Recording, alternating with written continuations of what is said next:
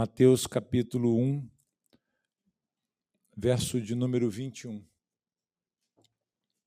Então diz assim a palavra do Senhor. Ela dará à luz um filho, e você porá nele o nome de Jesus, porque ele salvará o seu povo dos pecados deles. Somente esse verso, meus irmãos, que Deus possa nos abençoar grandemente através desse pequeno trecho das Escrituras nessa noite. Amados, hoje, 25 de dezembro, uma data conhecida mundialmente, celebrada mundialmente. Há muitos símbolos que marcam o dia de hoje, símbolos natalinos. Há muitas lembranças que são cultivadas, são alimentadas, encontros, tradições que são fomentadas e celebradas, né, nessa época. No dia de hoje, o mundo fala principalmente de presentes, né? Parece que a data se tornou mais uma data comercial do que uma data que aponte para uma realidade espiritual. Então, o mundo fala de presentes, o mundo fala de luzes, de enfeites, né? A cidade está enfeitada, umas mais, outras menos, dependendo da verba do governo, né? Mas nós percebemos que há um movimento muito grande, pelo menos no mundo cristianizado, a celebrar a data e fazer algumas ornamentações, né? É numa época como essa que as pessoas elas falam muito a respeito de sentimentos, de boas intenções. Tudo isso é desejado para as pessoas com os votos de Feliz Natal, não é verdade? Porém, a pergunta que a Escritura nos obriga a fazer, queridos, não é o que nós sentimos no Natal, mas a pergunta que fica é por que Cristo nasceu? Essa é uma pergunta que nós precisamos buscar a resposta dela nas Escrituras, porque as Escrituras procuram responder a esta pergunta, que eu sei que muitas pessoas hoje, dentro desse contexto de Natal, não estão se importando com esta pergunta, não se importam com essa realidade, mas nós deveríamos olhar para as Escrituras e, diante de uma data como essa, nós deveríamos perguntar por que Cristo nasceu, por que Jesus nasceu. No contexto dessa nossa passagem aí que nós acabamos de ler, meus irmãos, nós vamos ver o anjo do Senhor falando com José a respeito do nascimento de Jesus, não em termos de emoções apresentadas ali, num clima assim, de celebração, embora nós tenhamos visto aqui a reação tanto de José quanto de Maria, de Isabel, louvando a Deus pela vinda do Salvador ao mundo. Nós cantamos, inclusive, aqui agora há pouco, o cântico que Maria cantou louvando a Deus quando recebeu essa missão importante de ser mãe do Salvador. Quando, então, o anjo se apresenta a José para explicar esse nascimento, ele não faz isso em termos de emoções, de clima de celebração, mas ele explicou isto em termos de necessidade, meus irmãos. Ele explica isso em termos de propósito e salvação. É isso que ele faz aqui.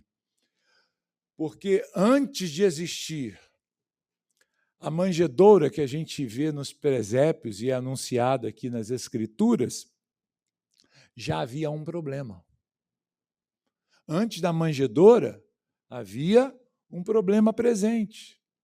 Antes que os cânticos fossem entoados, porque foram cantados no Natal, anjos cantaram, miríades de anjos apareceram a pastores no campo, e eles cantaram glórias a Deus nas maiores alturas. Celebraram o nascimento do Salvador. Embora cânticos tenham acontecido, antes dos cânticos havia culpa presente. Havia culpa. Antes que houvesse essa alegria, havia o pecado presente na história da humanidade. Por isso, meus irmãos, o centro do Natal não é propriamente a manjedoura em si, o presépio montado, ou a própria cidade de Belém, né? Mas o que está sendo considerado aqui no Natal é exatamente isso, é o nascimento de Cristo. É a razão de Cristo ter vindo ao mundo, vir habitar conosco, experimentar a nossa realidade, assumir essa mesma natureza que há em nós. Aqui em Mateus 1, texto que nós acabamos de ler com os irmãos, verso 21, ele vai nos oferecer, queridos, uma das declarações mais claras e diretas de toda a Escritura sobre esse motivo aqui. Motivo do nascimento de Jesus. Nesse único versículo que nós acabamos de ler aqui, Deus ele nos diz quem ele é, o que ele veio fazer e para quem ele veio fazer. De maneira que, se nós quisermos compreender corretamente o Natal, nós precisamos ouvir não o mundo, porque as pessoas elas vão ter ideias a respeito do que é o Natal, do que seja o Natal. Elas vão falar o que é o Natal, as tradições natalinas que estão presentes aí. Mas nós devemos ouvir muito mais a voz, a mensagem que o anjo trouxe do que a tradição que é proclamada nos dias presentes. Nós podemos observar dentro da sociedade. Nesta proclamação do anjo, não havia, assim, poesias ou um tom poético na coisa, mas estava na voz do anjo, na declaração do anjo, o próprio evangelho sendo anunciado, o evangelho puro sendo apresentado. E a partir dessa declaração que o anjo faz aqui é que nós vamos refletir hoje, queridos. Portanto, nesse versículo, nós encontramos facilmente a razão ou o propósito do nascimento de Jesus. Jesus veio para nos salvar. Nós cantamos isso hoje também, né? Cristo veio ao mundo para nos dar salvação. Esse é o propósito do nascimento. Agora, se Jesus nasceu para salvar, o próprio texto aqui, que está diante de nós, os irmãos podem olhar, ele nos mostra quem salva, quem é que salva, a quem ele salva e do que ele salva. São 3 pontinhos aqui que nós precisamos considerar. Em cada palavra dessa declaração do anjo, ele vai revelar algo especial sobre a obra de Cristo Jesus.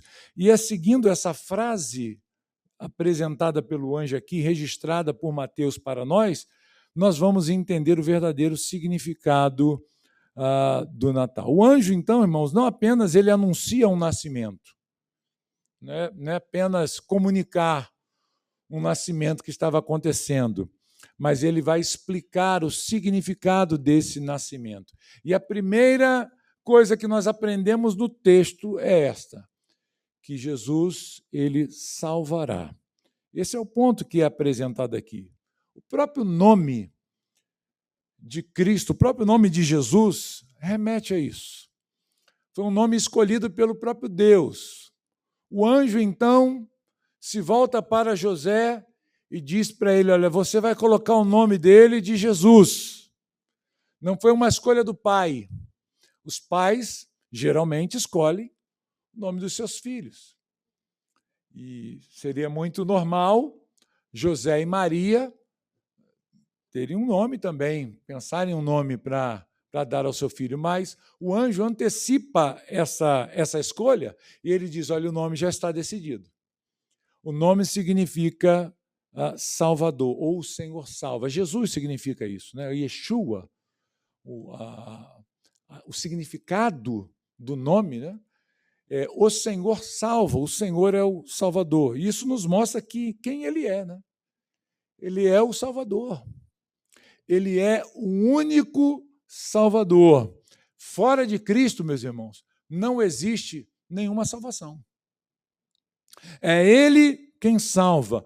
E nós devemos notar o texto que nós lemos, que o anjo ele não diz para José, nessa anunciação aqui, nessa orientação que ele vai trazer, ele não diz, olha, o Senhor tentará salvar.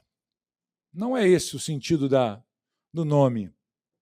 Tampouco ele diz, olha, ele oferecerá salvação, entregará essa salvação, mas o que ele diz claramente é que ele irá salvar, ele salvará. Isso nos mostra, queridos, uma força de certeza, né?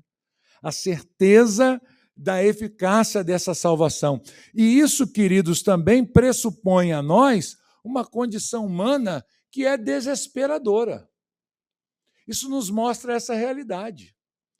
Porque se o nome de Jesus, a pessoa de Jesus já anuncia que há necessidade de uma salvação, isso pressupõe que nós estamos perdidos. Mateus 1, 21 pressupõe um texto muito conhecido nosso, que é Romanos, capítulo 3. Acho que os irmãos já sabem de cabeça, verso 23. O que diz Romanos 3, 23? Pois todos pecaram e o quê? Destituídos estão da glória de Deus, ou carecem da glória de Deus, né? Essa é a realidade desesperadora do homem, essa é a condição do homem sem Deus. O homem está caído, o homem está numa condição de completamente perdição. E é por isso que foi necessário Cristo vir ao mundo, para trazer salvação. De maneira, queridos, que o motivo do Natal, de estarmos aqui hoje, é porque nós precisávamos desesperadamente de um Salvador. Porque lá no Éden, nós caímos junto com Adão. Se não houvesse a queda, não haveria Natal. Se não houvesse essa desobediência por parte dos nossos pais no Éden, não teria sentido algum Jesus vir ao mundo. Mas por que ele veio? Ele veio porque nós caímos, irmãos. Ele veio porque nós pecamos, nós transgredimos a lei de Deus, e a culpa, o salário do pecado é a morte. Nós precisamos de um Salvador. Essa é a mensagem do Natal, irmãos. Você não pode salvar-se a si mesmo. Você precisa de um Salvador. Amém? Nós precisamos de um Salvador. O significado do Natal é esse. Há uma necessidade na humanidade. A humanidade precisa desesperadamente ser salva. E quem é que produz isso? É o Senhor. Bem, mas o texto ele não para na afirmação de que Jesus salva. É uma informação importante que o texto nos traz aqui. Mas ele avança e nos diz que essa salvação, meus queridos, ela não é uma salvação genérica e nem indefinida. Não é isso que o texto está apontando, mas o texto diz que ele salvará o seu povo. Não é isso que o versículo continua aí dizendo? E ele salvará o seu povo. Essa expressão, seu povo, ela não é uma expressão genérica simplesmente. É claro que aqui em Mateus, nesse ponto aqui, inicialmente, o seu povo aqui aponta para Israel, o povo da aliança, mas nós sabemos que não é todo Israel que vai ser salvo. Não é verdade? Veja o que a palavra de Deus diz. O próprio Mateus, escrevendo o seu evangelho um pouco mais à frente, no versículo, no capítulo 8, se os irmãos abrirem aí no texto, os irmãos verão nos versos 11 e 12 as seguintes palavras: digo a vocês que muitos virão do Oriente e do Ocidente e tomarão lugar à mesa com Abraão, Isaque e Jacó no reino dos céus. Mas os filhos do reino serão lançados para fora nas trevas. Ali haverá choro e ranger de dentes. A quem Jesus está falando isso? O povo de Israel. Grande parte dessas pessoas rejeitaram a Jesus. Grande parte dos judeus negaram o Salvador. O judeu é um povo que se rebelou contra o seu próprio Messias, contra o seu próprio Deus. Nem todos serão salvos aqui. Há judeus que perecerão. Romanos capítulo 9, se os irmãos olharem o que Paulo escreve no versículo 6, ele diz assim: não pensemos que a palavra de Deus falhou, porque nem todos os de Israel são de fato israelitas. Ou seja, o fato de você ser descendente de Abraão não significa que você faz parte do povo eleito de Deus. Você não quer dizer que você faz parte daqueles a quem Deus, com o seu sangue, com o sangue precioso do seu Filho Jesus, pagou o preço pelos seus pecados. Há muitos que perecerão. Portanto, quando o texto diz que ele salvará o seu povo, queridos, ele já antecipa uma doutrina que nós conhecemos muito bem, que é da eleição particular, da expiação limitada. Não é verdade? Por quem Cristo morreu? Cristo morreu por um povo definido, um povo pertencente a Ele. De maneira que a salvação, meus irmãos, ela não cria um povo. Ela não cria um povo. A salvação, ela resgata um povo que já é do Senhor. É esse o propósito dessa salvação. E nós podemos olhar isso no Evangelho. Nós passamos já, alguns dias atrás, olhando no Evangelho de João, capítulo 10, um texto muito conhecido das Escrituras, João 10, versículo 11, João registra essas palavras de Jesus. Eu sou o bom pastor.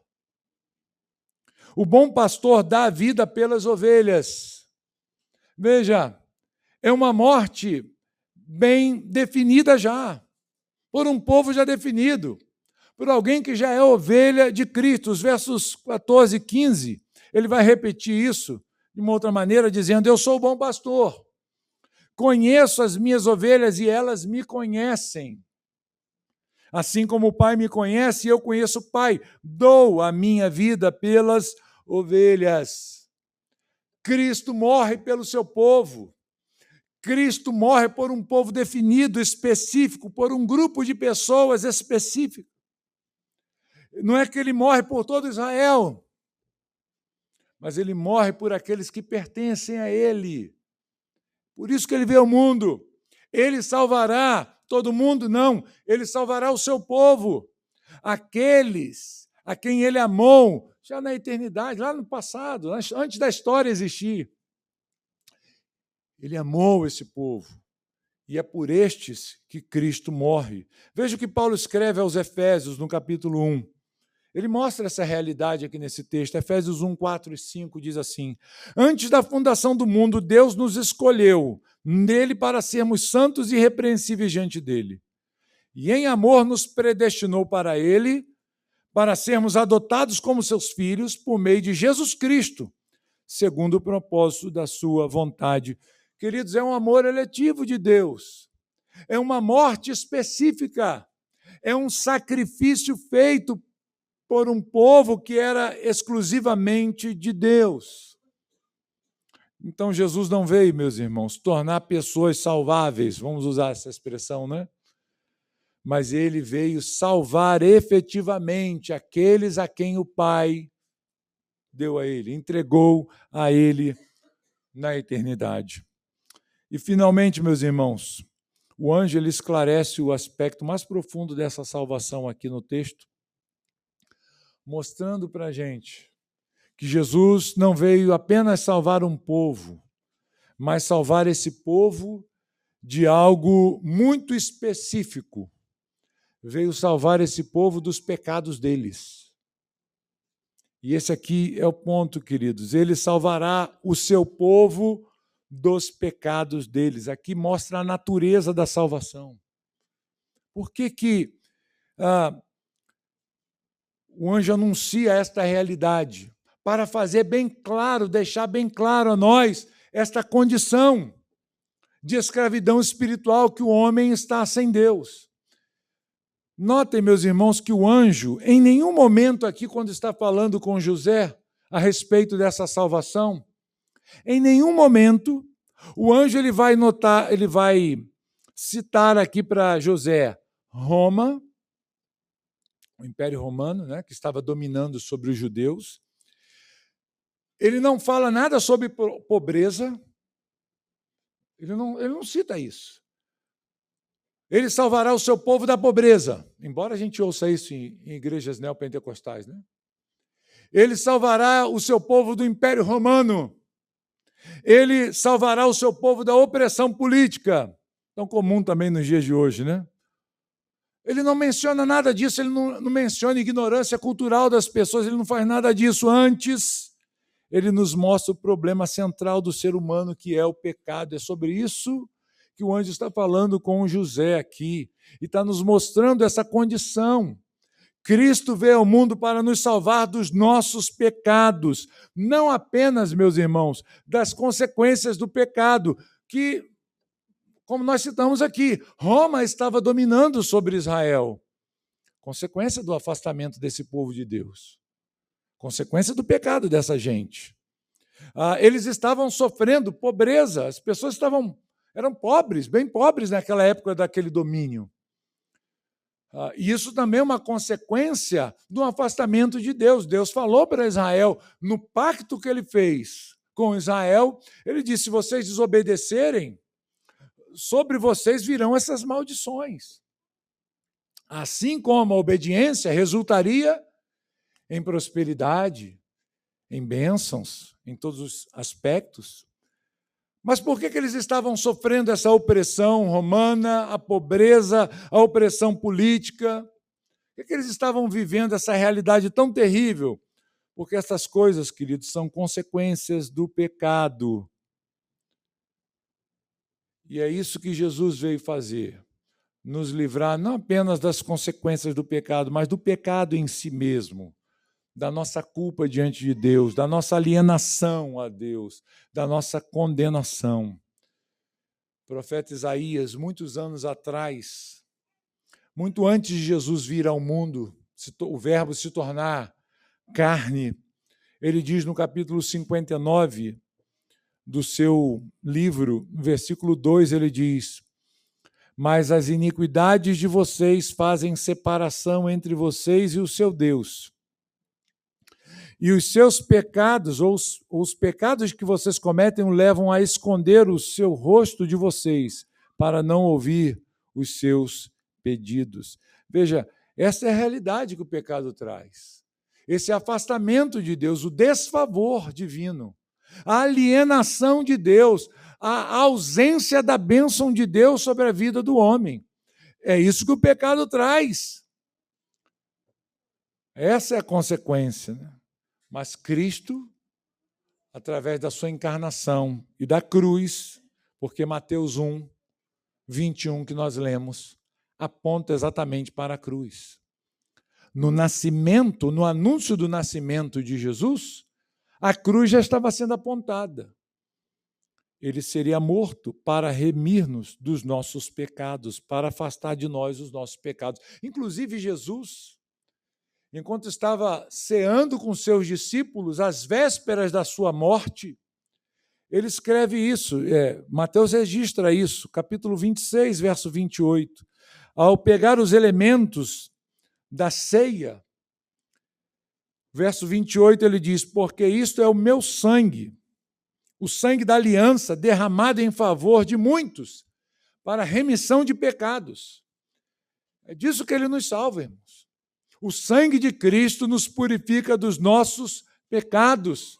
Ele afasta de nós as nossas iniquidades. Então, o que o texto nos fala nessa noite não é de uma salvação, meus queridos, abstrata, mas ele está falando de pecados reais, pecados pessoais, pecados históricos, pecados registrados na vida desse povo. Não é um tipo de salvação meio que abstrata, mas é uma salvação aplicada por meio do sangue de Cristo, pela redenção que há em Cristo Jesus. É uma salvação, amados, completa, que inclui a nossa justificação diante de Deus, Deus nos declarando justos, a nossa culpa sendo removida, né?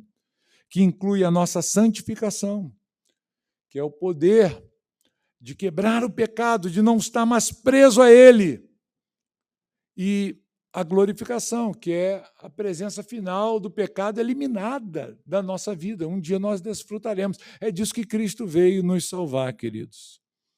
Por isso que nas palavras, nessas breves palavras do anjo, nós temos o puro evangelho de Deus sendo anunciado, mostrando a nossa condição, a nossa necessidade, mostrando, apontando para nós o nosso Salvador, aquele que nos salva, quem Ele é o próprio Deus.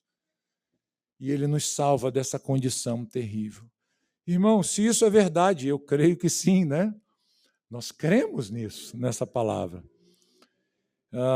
E o texto certamente nos afirma que é verdade todas essas coisas, então o Natal, ele não nos chama apenas para celebrar um nascimento, não é só isso, mas ele nos chama a dar uma resposta a um Salvador, a nós respondermos de forma correta ao nosso Salvador, nós reconhecermos a nossa condição, reconhecermos a nossa realidade.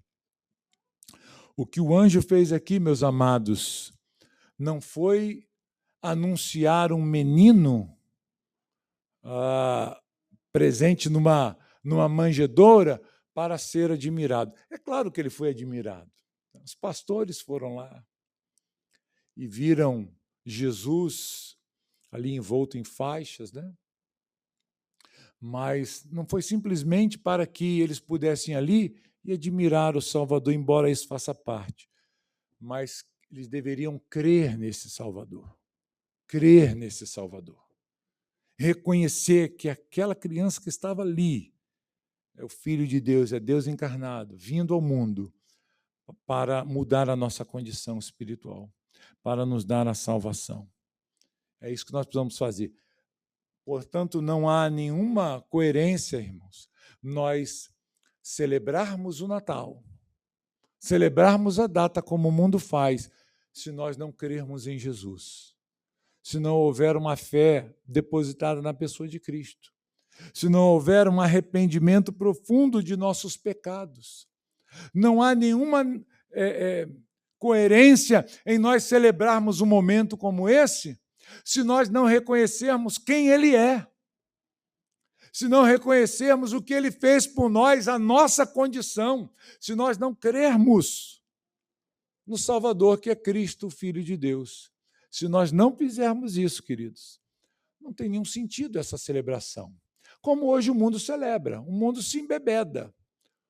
O mundo celebra o Natal, mas Cristo fica de lado, né? Cristo muitas das vezes nem é lembrado no momento da celebração do Natal. Às vezes, o que é mais esperado num momento como esse são os presentes, a comida ou o Papai Noel, né? Como as crianças ficam esperando, né, aparecer. Mas e Cristo? Será que esse entendimento está na mente dos homens? De que o Natal denuncia a nossa miséria? Que o Natal denuncia a nossa condição espiritual deplorável, a nossa necessidade intensa, desesperadora de um Salvador? Não faria sentido algum celebrarmos uma festa como essa, se nós não reconhecermos, primeiramente, o porquê nós celebramos, o porquê Cristo veio ao mundo. Ele veio para nos salvar, diz o texto, dos nossos pecados. Se Jesus não nos salva, meus irmãos, dos nossos pecados, então Ele não nos salva de nada. Não nos salva de nada. Essa é a maior necessidade que nós temos.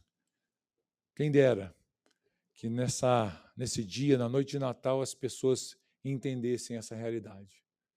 Eu preciso de um Salvador, mais do que tudo. Eu preciso que meus pecados sejam perdoados por esse Deus que veio ao mundo, assumiu a forma humana, sofreu as mesmas dores comuns às minhas dores, assumiu meu lugar na cruz para me dar vida. Quem dera que as pessoas pudessem reconhecer essa realidade e assim se convertessem ao Senhor de todo o coração. Irmãos, Esse é o sentido do Natal. Não há porquê nós olharmos para essa data sem considerarmos toda essa realidade descrita pela palavra de Deus aqui, diante dos nossos olhos nessa noite. Que nós possamos viver à luz desse entendimento, meus irmãos. Não só hoje, não só nessa data, não só no dia 25 de dezembro, mas todos os dias de nossas vidas, da nossa existência aqui, possamos reconhecer que Cristo morreu pelos nossos pecados. Ele veio ao mundo, nasceu, assumiu a nossa forma, para assumir também o nosso lugar e levar no seu corpo os nossos pecados e nos livrar dessa terrível condenação. Que Deus possa nos abençoar. Que essa mensagem descrita pelo anjo, apresentada pelo anjo a José, registrada por Mateus em seu evangelho e ouvida por nós nessa noite, possa ser ecoada a cada dia do nosso viver. Que Deus possa nos abençoar e nos conceder não só um Feliz Natal, mas uma vida tomada da presença de Deus, do perdão de Deus, das bênçãos do Senhor. Essa é a nossa oração. Amém? Vamos orar, queridos? Você pode curvar a sua cabeça.